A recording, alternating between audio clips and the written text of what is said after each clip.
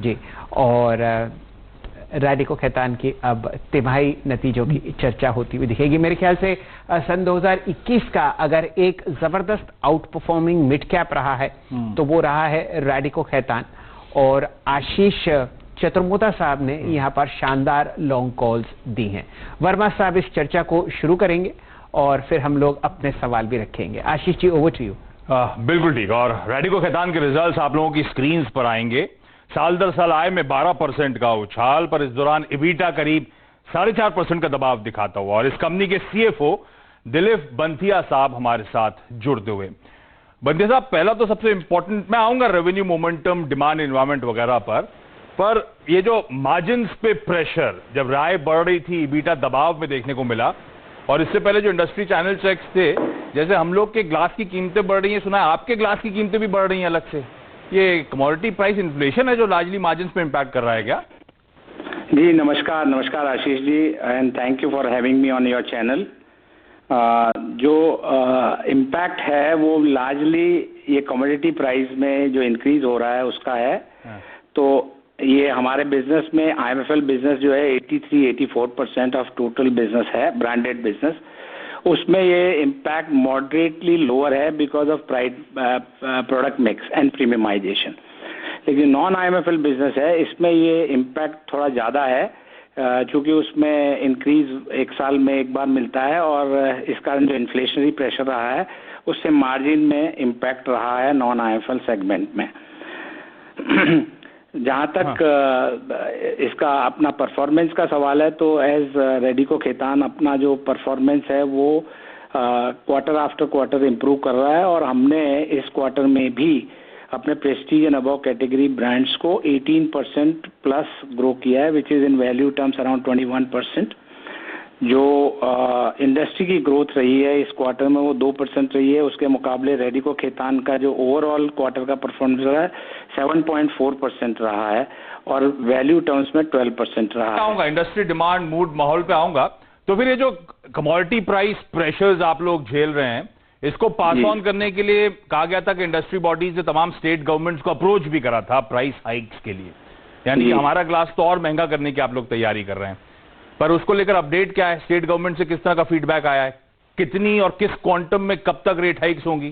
किसी से positive affirmative जवाब आया है, नहीं आया है? तो ये एक जो चर्चा है वो इंडस्ट्री अपने स्टेट गवर्नमेंट्स के साथ में कंटिन्यूअस बेसिस पे करती रहती है, एंड ज़्यादातर स्टेट की एक्साइज पॉलिसीज जो है वो फरवरी मार्च में आती हैं। तो हमें ऐसा एक्सपेक्टेशन है कि उसमें जो ये इन्फ्लेशनरी प्रेशर रहा है उसको हमारे को कॉम्पेंसेशन इन IMFL सेगमेंट मिलने का उम्मीद है। तो 5-6 बड़े स्टेट में और इस पे बातचीत चल रही है, चर्चा चल रही है, बट जैसे मटेरियलाइज होगा it will be announced in press by the state government also, and company will also, industry body will also come out with the public information. जी नमस्कार बंथिया साहब, मैं शैल बोल रहा हूँ स्टूडियो से ही, और डायरेक्टर साहब ने आप सबके सामने प्रस्तुत किया है एक साल का परफॉर्मेंस स्टॉक प्राइस का, जो कि रैडिको खैतान लगभग डबल हो चुका है। 96% रैली आपने इस काउंटर में आती हुई दिखी है। बंथिया साहब, आगे की तिमाहियों की चर्चा करते हैं। जो परफॉर्मेंस आपने फिलहाल दिखाया वो सब नंबर्स और स्टॉक प्राइसेस में अंकित है। हम लोग सन 2022 में देख रहे हैं 5 स्टेट इलेक्शंस हैं, और यहाँ पर काफ़ी वॉल्यूम सेल्स में भी इजाफा होने का अनुमान या कम से कम आशाएं हैं। बताइए आगे आने वाली तिमाही, कम से कम जो इमीडिएट तिमाही है, पहली तिमाही, वहाँ पर आप वॉल्यूम सेल्स कैसे बढ़ते हुए दिख रहे हैं? अक्सर इलेक्शंस और लिकर सेल का सीधा सीधा आंकड़ा रहा है। तो सर ऐसा है कि जैसा आप हम सबको पता है कि जो इस साल का बजटरी प्लान भी गवर्नमेंट ने जो पेश किया है उसमें काफ़ी अच्छी ग्रोथ बताई है, एंड डायरेक्टली जो कंजम्पशन ग्रोथ है उसका रेलेवेंस है। अगर इकोनॉमी अच्छा करती है तो कंजम्पशन की ग्रोथ बढ़ती है। अब पिछले 2 साल से हमने because of COVID pandemic and all that have seen some disruption in our trade. However now we feel that अगले साल में जो 22-23 का साल है उसमें ओवरऑल डबल डिजिट ग्रोथ रहने की उम्मीद है। And Prestige and above category की ब्रांड्स जो हैं उसमें अच्छी खासी तेजी की हमें उम्मीद लगती है, और हम इसीलिए अपने बिजनेस प्लान को पूरा प्रिपेयर कर रहे हैं कि जो कंजम्पशन की ग्रोथ आ रही है उसको देखते हुए और आगे आने वाले सालों में भी हमें बहुत अच्छा ग्रोथ इसमें लग रहा है प्रेस्टीज एंड अबव कैटेगरी के पर्टिकुलरली। जी दिलीप जी, एक प्रश्न और था मेरी तरफ से। मैं ये जानने की चेष्टा कर रहा हूँ कि ये जो रॉ मटेरियल कॉस्ट की वजह से मार्जिन्स में आपको थोड़ी गिरावट दिख रही है, कौन कौन सी ऐसी कॉस्ट हैं जो आपके कंट्रोल में हैं, जो आप उनको कम कर सकते हैं, कौन सी आप पास ऑन करने की कोशिश कर रहे हैं, और क्या प्रतिशत दर रहेगा यहाँ पर प्राइसेस बढ़ाने का रिटेल लेवल पर? आशीष जी ने तो ऑलरेडी एक डर जता दिया कि उनका ग्लास महंगा होने वाला है। इनका ग्लास भी महंगा हो गया है, जो इस्तेमाल करते हैं वो ग्लास महंगा हो गया है, हमारा ग्लास तो महंगा कर ही रहे हैं। जी जी, वो तो मैंने आंकड़ों में पढ़ ही लिया है, लेकिन वो जो एक कटाक्ष था वो शायद मिस हो गया, इसीलिए मैंने रिपीट किया। दिलीप जी जी, कितना रेट बढ़ेगा?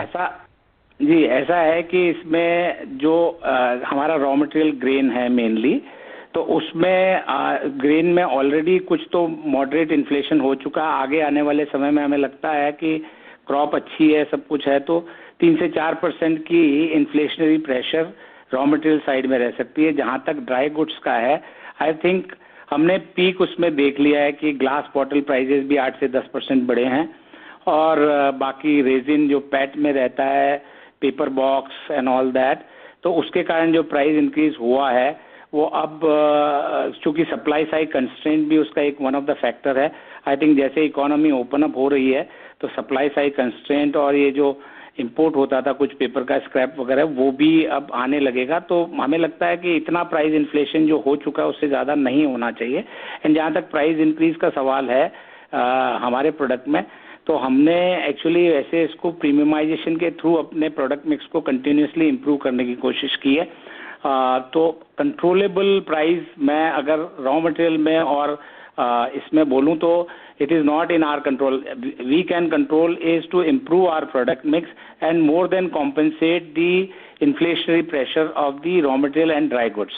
सो यही हमारी नीति रही है, और ये भी आगे से हम इसी पे ज्यादा ध्यान देंगे कि हम अपने प्रोडक्ट मिक्स को इम्प्रूव करके उसको कॉम्पेंसेट करें। ठीक है। अच्छा, शैल सर बता रहे थे किस तरह से स्टॉक में बढ़िया मूव आया बंतिया साहब, और सब शेयर होल्डर्स की तरफ से तो धन्यवाद उसका, लेकिन उसके लिए बड़ा इंपॉर्टेंट था वो प्रीमियम कैटेगरी से हम कहते हैं ना, प्रेस्टीज एंड अबव, उसमें ओवर द क्वार्टर्स आपने इंडस्ट्री लीडिंग ग्रोथ डिलीवर करी है, जिस तरह का परफॉर्मेंस उस प्रीमियम सेगमेंट में है।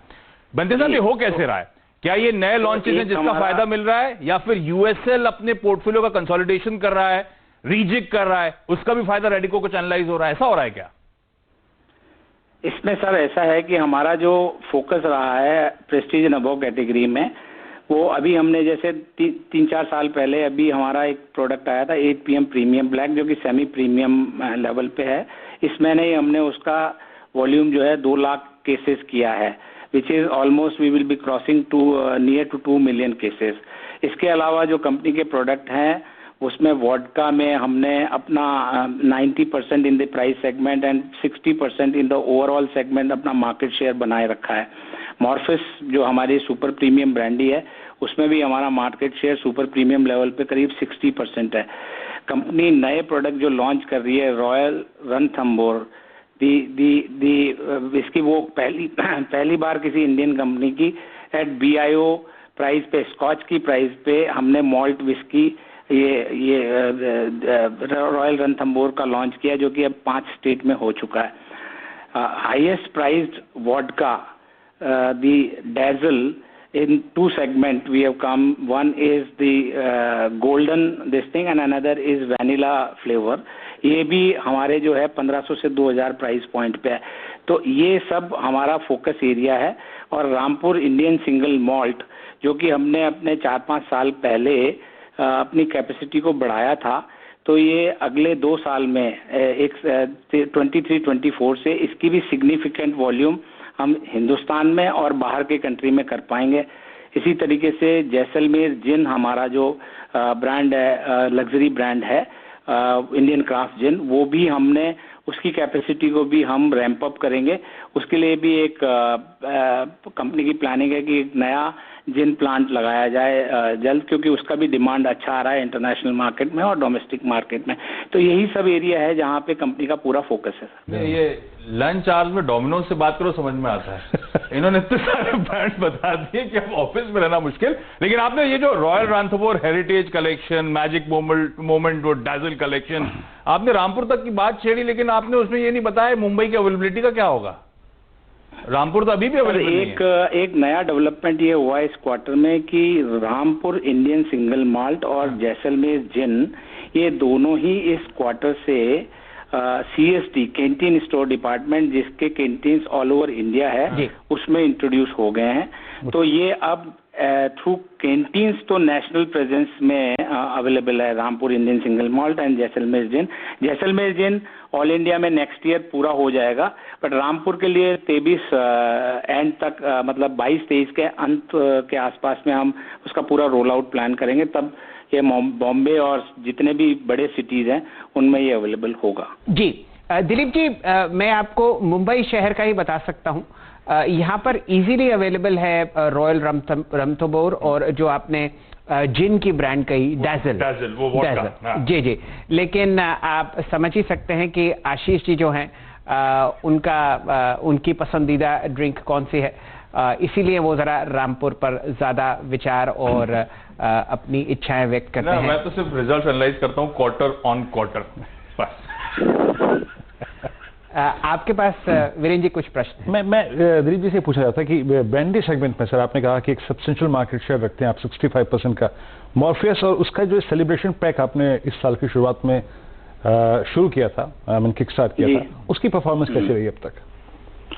मॉर्फियस ब्रांडी एक बहुत अच्छा फ्रेंचाइज नेम बन चुका है एंड पहले ये सदर्न इंडिया में ब्रांडी का कंजम्पशन था, बट अब हम देख रहे हैं कि जो ब्रांडी का कंजम्पशन है वो नॉर्दर्न एंड ईस्टर्न इंडिया में भी होने लगा है।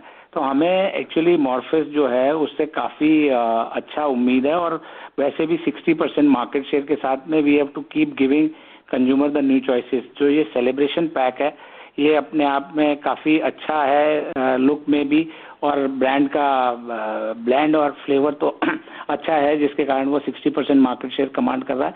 तो हमारे को काफ़ी अच्छी उम्मीद है इससे। सेलिब्रेशन पैक भी बीच बीच में for giving freshness to the consumer we are bringing those kind of packs in the markets. चलिए फिलहाल रैडिको खैतान पर चर्चा यहीं समेटते हैं। बंतिया साहब बहुत बहुत शुक्रिया, आपने अपना कीमती समय निकाला, और हम लोग मान के चलते हैं कि भारतीय लिकर बाजार जो है वो धीरे धीरे प्रीमियमाइजेशन की तरफ आपको बढ़ता हुआ दिख रहा है, क्योंकि डिस्पोजेबल इनकम और एस्पिरेशनल सोच फिलहाल नई पीढ़ी में ज्यादा है। आशीष जी? बिल्कुल ठीक। बंदे साहब बहुत बहुत धन्यवाद आपका। वीरू? धन्यवाद सर। शुक्रिया आशीष इस पूरे डिस्कशन के लिए। अब एक काम करते हैं, इस विषय को यहीं समाप्त करते हैं और चलते हैं डेली रूम चेक के लिए। आशीष बहुत बहुत शुक्रिया आपका। यतीन हमारे साथ मौजूद है। अब यतीन बताइए, डीलर्स के एक्सपेक्टेशन किन स्टॉक्स को चेस कर रहे हैं अभी?